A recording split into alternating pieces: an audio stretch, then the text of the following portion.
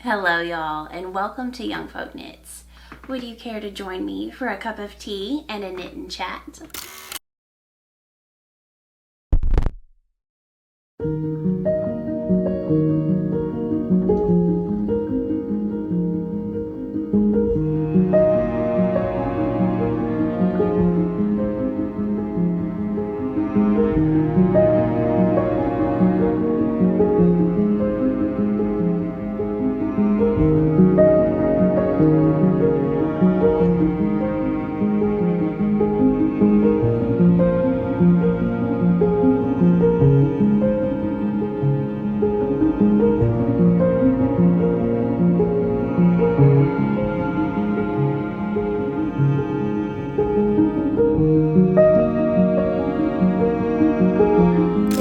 Hello y'all, and welcome to YoungFolk Knits.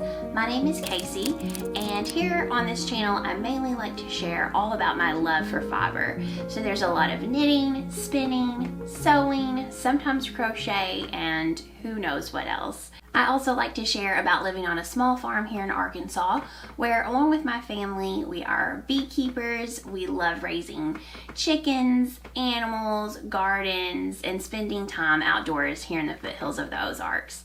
So if any of that sounds like your cup of tea, make sure and hit that subscribe button so you won't miss out on any new video content. It's been a while since I've done a knit and chat, so today I decided to answer a few of your Ask Me Anything questions that you submitted.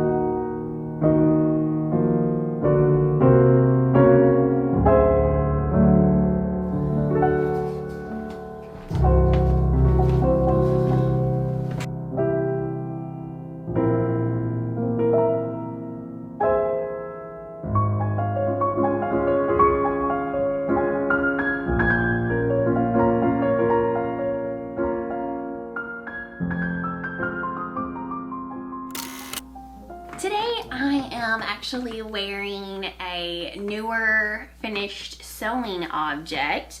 I recently made the ZW Gather dress by Brigida, is it Himson?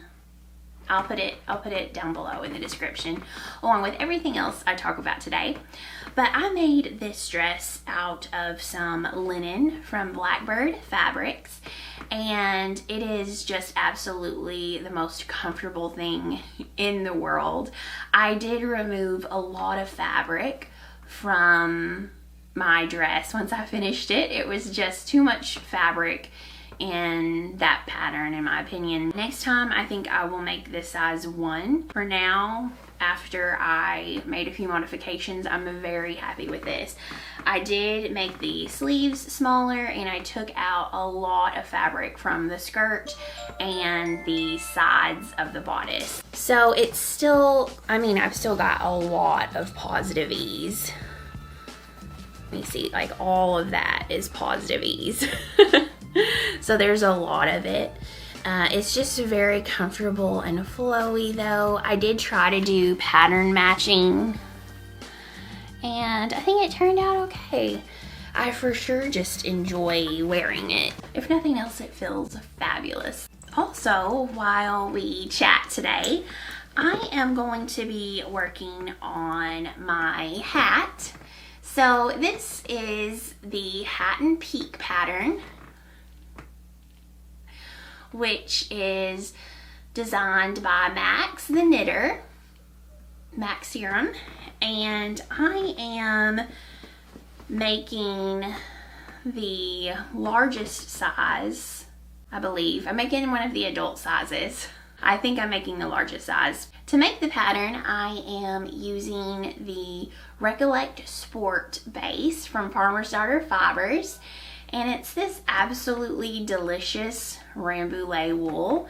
It's just incredible. It's so soft, but yet it feels like real wool. It's amazing. So before this is dyed, its base color is this lovely gray, and it gives everything a really nice tone to it once it's over dyed, and I absolutely love it.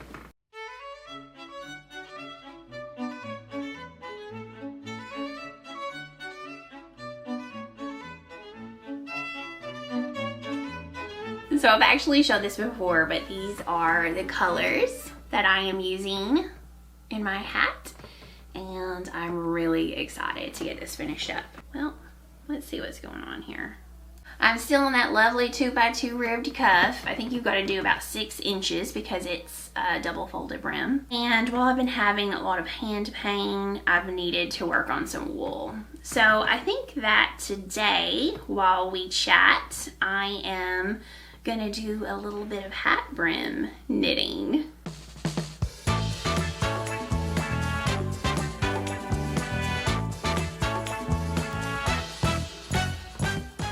Hats are also so nice to make in the summertime, as well as socks. We've been having a heat index of 120 degrees Fahrenheit. The real temperature has been like 105, but because the humidity is out of control, the heat index is about 120, and it's miserable. It really is. It's completely unacceptable. So instead of going outside, let's chat about some of your Ask Me Anything questions. Okay, first up is a knitting question. How many hours a week do you knit? This is telling. Let's do averages here. I'm gonna say on average, every day I knit about 3 hours. Some days I don't get to knit at all, and some days I might be able to knit for 5 hours. But let's say on average I knit 2 to 3 hours. 3 hours, 7 days a week, that would be about 21 hours a week. So I'm gonna say, you know, anywhere from about 20 to 25 hours a week. And 25 is the uppermost limit for me. Every night I try to knit for about 2 hours before I go to bed. And then I would say I get about an hour of knitting time in dispersed throughout the day. So not like a straight hour of knitting maybe, but just dispersed throughout the day. So yeah, that's probably about right. If I could, I would knit more. I love it. I never get tired of knitting. My hands get tired of knitting, but what can you do? I think the key to your hands being able to handle knitting for longer periods of time is to have more than one project with a different yarn and a different stitch pattern. So be able to knit on one for a while. When your hands start feeling tired, stop, take a break, do some stretches, watch the knitting PT. She'll tell you all the stuff to do, which will help. And then pick up a different project in wool, for instance, and a different, easier knitting stitch so that you're not repeating the same movements that entire time. I think that helps. I'm not a doctor, keep that in mind. My own opinion here. So I got a couple questions similar to this that I'm gonna share, all of them. Says, I love your editing projection style. Did you learn that formally or come to it later on your own? I love your aesthetic and have wondered if you studied art or design in school. And how do you take such beautiful photos of your knitting? Well, thank you. That is a very nice compliment. Thank you so much. So I did not formally go to school for art or design. I wanted to, but I didn't think it was really practical for me. Instead, I got a degree in the medical field. I got my bachelor's in cardiorespiratory care. I absolutely love love that job. I love taking care of people. I love the puzzle of seeing all of the different symptoms and then running different tests and taking all the information and deducing what the diagnosis is, which sometimes isn't obvious. And it definitely always felt good to use my brain. That was one thing I always loved, doing patient assessments and then figuring out how you can help that patient. I found that very rewarding. And I feel like there is almost a bit of an art form to figuring out a diagnosis for a patient. I think that might be why I loved it so much. I had never had any kind of formal training for anything art or design. I love to learn and I love to read. I did a lot of research and I definitely felt like it helped me to learn some basic things. It helped me learn some camera settings. I do think that in the end, you have to sort of have a vision for what you want in a picture. And I got a lot of inspiration from looking at paintings and photographs and art and seeing what I like. And I don't think it's so much as knowing exactly what to do. I just know what I like. And I think that what I like to look at is what I like to make and create. And thankfully, a lot of y'all like to look at the same things that I like to look at. You know, there are definitely certain things that once you learn it, I personally can't ever unsee it.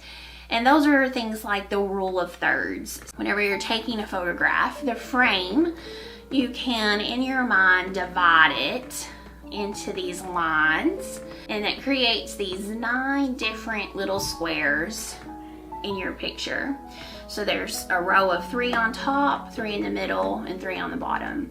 And where those meet are different places in a photograph that it's aesthetically pleasing for the focal point of the photograph to be. In the frame of the camera, right now I am centered, but my head is in the upper third of the camera. So, you know, here, here, and then the bottom is the third. So another pleasing location for the object of your photo to be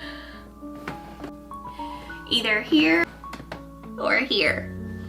You also have here or here. Once you see that, it's very hard to unsee it. So it's so much easier than to place the main subject of your photo in those locations, and that immediately makes your picture look more pleasing. Having lines that end in one of those places, all of those make your picture look more polished. I think natural lighting is just so hard to beat. Not just natural lighting, but indirect natural lighting. It's one of the most beautiful lighting sources there is. So those are 2, and then if I could give one more tip, I've said this before, but I'm gonna say it again. Stop, take your phone, and clean the lens off before you take a picture. Even if you look through it and it looks clean, clean it anyway, every time. You'll be surprised. All right, another question I got was top 3 dream places to travel to. So I have traveled to quite a few different places in the US. Then out of the US, I've traveled to Canada and Mexico, France, Ireland, Italy.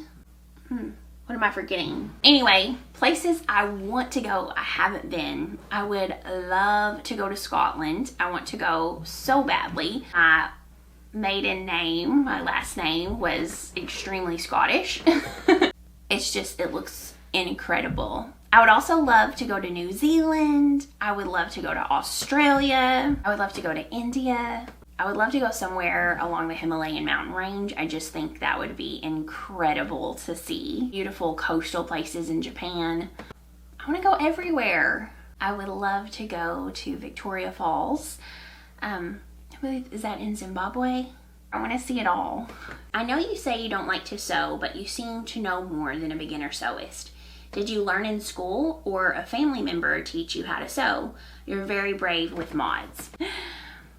Yes, I do say that I don't like to sew, and I would in no way would I ever classify myself as an expert or advanced at sewing. But I am not a beginner sewist. So my mom grew up in the 60s and 70s when it was very common to sew some of your clothes. And she definitely has sewn herself dresses as a kid. As she hit teenage years and adulthood, she did not sew her own clothes, but she knew how. And I can remember being a little girl and going and picking out a pattern. I remember I wanted a Pocahontas costume once and we went and bought the pattern, and it had like fringe and everything, and we sewed it together, and I've got to have been like 4 years old. I also had a nanny that was a quilter, and she was amazing, and she was always quilting. Almost all of my memories with her involve quilting. She was always stitching and cutting fabric, and I was just around that a lot. So I do feel very comfortable with sewing. It's not something that I'm afraid of or feel like I don't know how to do. It's just something that I don't enjoy doing. And a lot of that has to do with the fact that I don't have a dedicated sewing space. I have to get everything out, and when I get it all out, I sort of feel this rush to hurry up and finish the entire thing in one setting, because otherwise I need to put everything back up and then get everything back out again, and I have to start and stop to help my kiddos with whatever they need. So it's just not as easy to pick up and put down as knitting is, and that's why I prefer knitting. Also, I would rather frog an entire sweater and start it over as I would to seam rip a skirt from a bodice. I hate seam ripping. I do a lot of seam ripping because I get in a hurry. I did just get a serger, and it's kind of fun. It's a new toy, but knitting is definitely my first and foremost crafting love. All right, last up, do you have any fall knitting plans lined up? If so, care to share? You know I've always got knitting plans. I've talked about quite a few of them in preparation for Rhinebeck. I definitely want to make my vest. I want to make my latte cardigan, and I am finishing up a test knit sweater. And this week I'm actually starting a new test knit. So I am testing the Alder sweater for Rebecca from the Crayabea, and I am very excited to gauge swatch for that tomorrow probably. I have a feeling that's going to take me a minute to knit. It's an 8-week test, and I'm probably going to need all 8 weeks of it.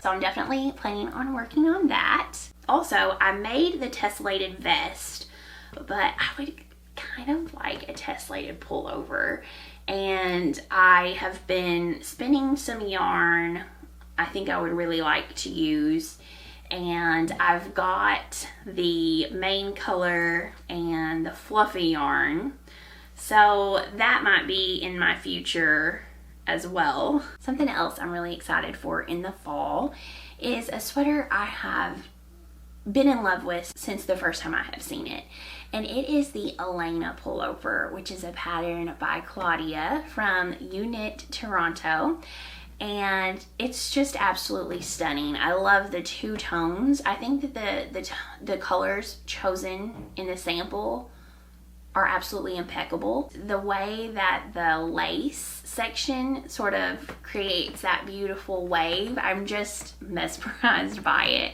So You Knit Toronto very generously sent me some yarn to make the pattern. I'm going to be using this Sandnes Garn Sunday yarn, which is a fingering weight merino yarn, non-superwash, produced in Norway. And this Sandnes Garn is a very affordable yarn. I really love it. So they sent me these colors, and then I am going to be using some alpaca because I am allergic to mohair.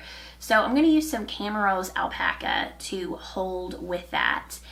And I'm probably going to go ahead and start working on this pretty soon. But I am very excited to say that this fall, probably in October, or at the end of October, then we are going to be doing a little knit along for the Elena pullover with You Knit Toronto. So definitely stay tuned for more details on that. But I am so excited. I am in love with this, and I'm definitely going to go ahead and start working on it. And wouldn't it be fabulous if I had it ready in time for a run back? I don't know if that's possible. I like to set lofty, unreachable goals. Recently got this skein of Silky Sport from Craft Me Not Yarn Co. And it is, the color is just unreal. And I think it would make the most amazing accessory of a neckerchief or something similar.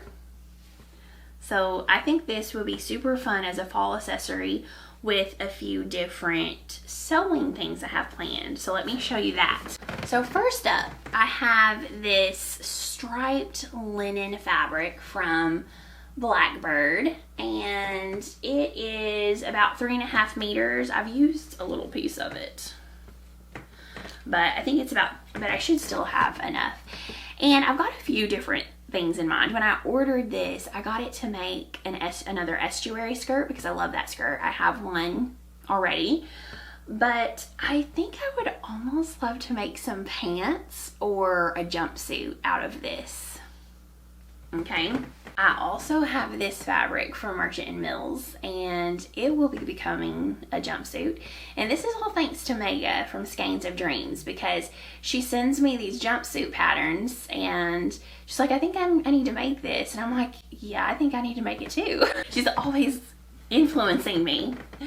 And then I have this slub linen that is going to become some of the new Chanterelle pants from Sew Liberated. So I've had those printed, and I'm going to be starting that very soon. This is a fun stack of neutrals with a pop. I love these colors. They're very me.